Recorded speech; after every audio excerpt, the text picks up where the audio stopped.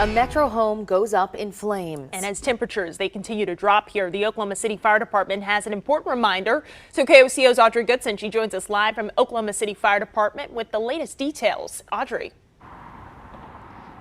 Shelby, Kylie, good morning. The Oklahoma City Fire Department says this fire happened just before 7 o'clock last night. And as those temperatures continue to plummet here in the metro, they are expecting to see more structure fires. Now, here in this video that we're about to show you, you can see video of that heavy smoke that was coming out of that home late last night. But fire crews say thankfully the homeowner was gone, but a dog was found inside. Crews do say the dog is okay, and the fire department says they don't know the cause of this fire yet.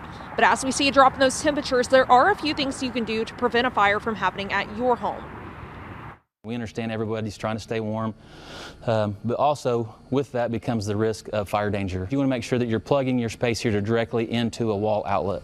We don't want to use any type of extension cords. Not only does it cause a trip hazard that could also pull the space heater down. As Scott Douglas just said in that video, make sure that you have a 3-foot clearing around any space heaters that you have and make sure to unplug them before bed.